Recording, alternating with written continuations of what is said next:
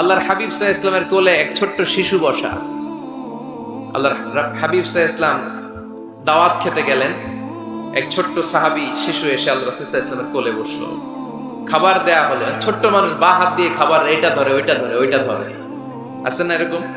বাচ্চারা দেখবেন খেতে পারবে এতটুকু, নষ্ট করে এতগুলো, এইটা ধরে ওইটা নেয় ওইটা ফালবে। তো আল্লাহ রাসূল সাল্লাল্লাহু আলাইহি ইসলামের কোলে বসে ওই সাহাবা বা হাত দিয়ে এটা টানে ওইটা টানে এটা ফালায়।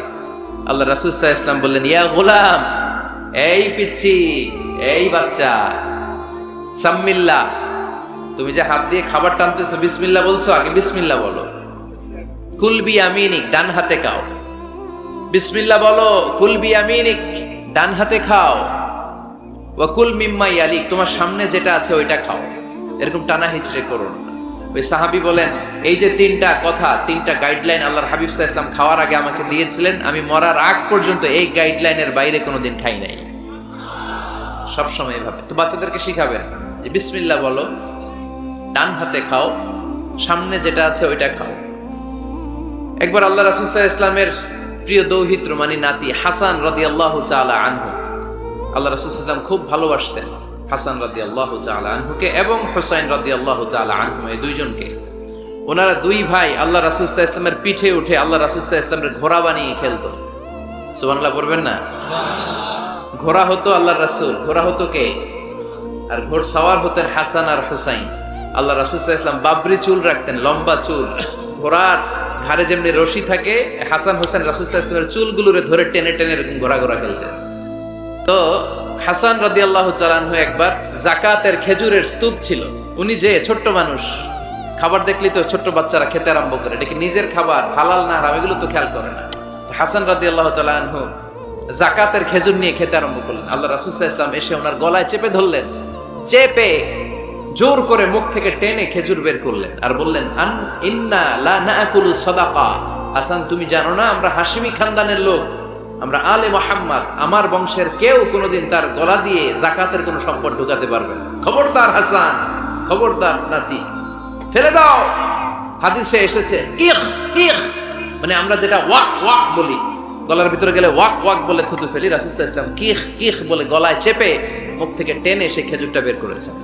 বলেছেন, হাসান আমরা যাকাতের সাদাকার খেজুর খাই না, খবরদার হাসান, কখনো যাকাতের খেজুর খাবে না। সুবহানাল্লাহ পড়ো। তো এইভাবে আল্লাহ রাসূল সাল্লাল্লাহু আলাইহি ওয়াসাল্লাম আমাদেরকে শিখিয়েছেন, অন্যায় দেখলে, ভুল দেখলে এটা বলতে হবে, কারণ সাকিতু আনিল হাক্কি শাইতানুন আখরাস, অন্যায় দেখে যে চুপ থাকে ওটা মুমিন নয়, ওটা বোবা শয়তান। চিল্লায় বলেন ঠিক কি না? অন্যায় দেখলে রুখে দাঁড়ান, গর্জে উঠুন। আপনার আপন বোনের বয়সের একটা মেয়েকে কিছু বখাটে ছেলেরা টিজ করতেছে, আপনি দেখে চলে যান কেন? দাঁড়ান, আপনি জিজ্ঞেস করুন কি হয়েছে, মেয়েটাকে তোমরা ডিস্টার্ব করো কেন? আপনি দাঁড়ালে আরো কয়েকজন এসে দাঁড়াবে, ঠিক কি না? কিন্তু একজনকে তো দাঁড়াইতে হবে, দাঁড়ানোর দরকার আছে না নাই? মনে রাখবেন, আধারে ভয় পেও না, আলো আছে আড়ালে, অন্ধকার পালিয়ে যাবে তুমি উঠে দাঁড়ালে। দাঁড়াতে হবে আপনাকে। অন্যায় রুখে দেন, অসঙ্গতি রুখে দেন, প্রতিবাদ করেন। সামাজিক যত ধরনের অন্যায় আছে, যৌতুক, সুদ, ঘুষ, দুর্নীতি, রুখে দেন। আমরা এগুলোর বিরুদ্ধে। আমরা দুর্নীতির পক্ষে না বিপক্ষে? সুদের পক্ষে না বিপক্ষে? যৌতুকের পক্ষে না বিপক্ষে?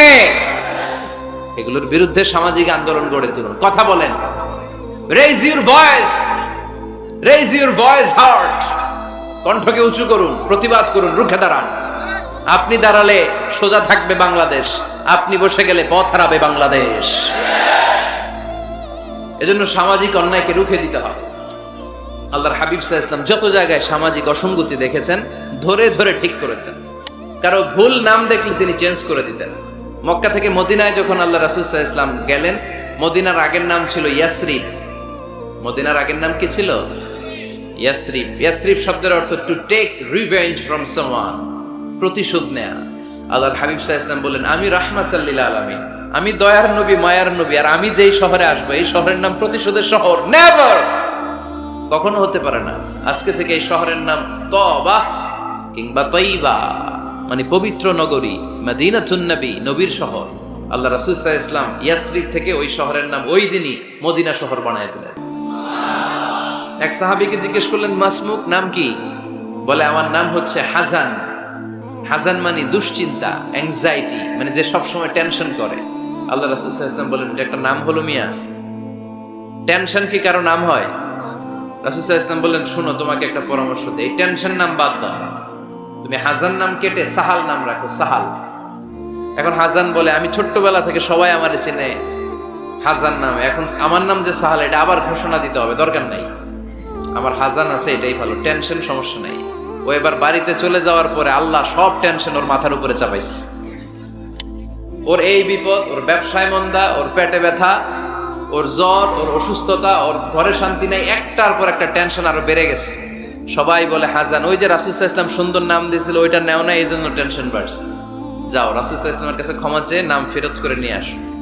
হাজান এবার যে বলে, ইয়া রাসূলুল্লাহ, আমার হাজান নামের দরকার নাই, আপনি যেটা সাহাল দিয়েছিলেন ওইটাই ভালো। সাহাল শব্দের তো সহজ, সাহাল মানে কি?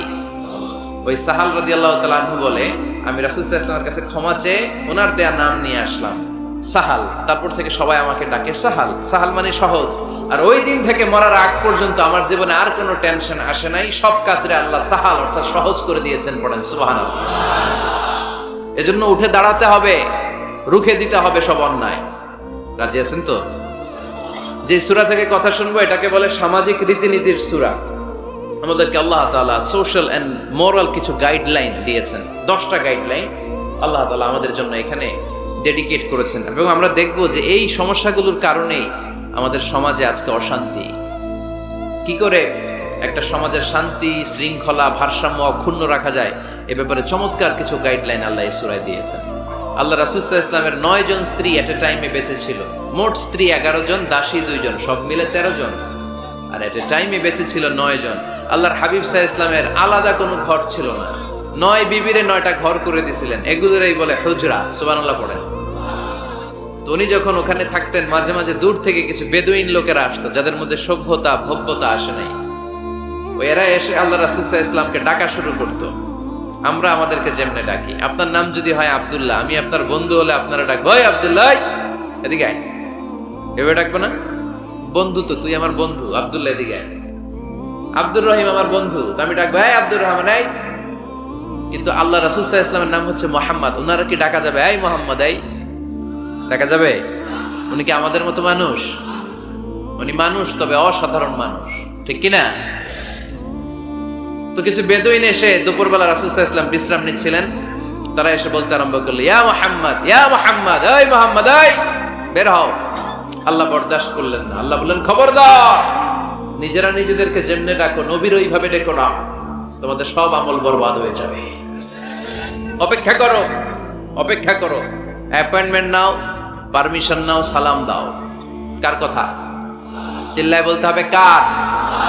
রব্বুল আলামিন বলেন, ইয়া আইয়ুহাল্লাযীনা আমানু লা তাদখুলু বুয়ুতান গায়রা বুয়ুতিকুম হাত্তা তাস্তানিসু ওয়া তুসাল্লিমু আলা আহলিহা যালিকুম খায়রুল লাকুম লাআল্লাকুম তাযাক্কারুন। পড়েন আল্লাহু আকবার। আল্লাহ বললেন, ও বিশ্বাসীরা শোনো শোনো, তোমাদের ঘর ছাড়া অন্য কারো ঘরে যদি যাও, অপরিচিত কারো বাসায় যদি যাও, যাওয়ার আগে অনুমতি নাও আর সালাম দাও। দেখেন সমাজ পরিবর্তনের ওয়াজ। অনুমতি নিতে হবে, সালাম দিতে হবে, পারমিশন নিয়ে যাবেন, অ্যাপয়েন্টমেন্ট নিয়ে যাবেন। অনেকে এমপির বাসায় যেয়ে ভিড় করে, এমপিরে পায় না, রাগ দেখে, আরে আসছি, এমপি হয়েছে তো কি হয়েছে, পাওয়া যায় না সময় মতো। এমপিরও কাজ আছে না নাই?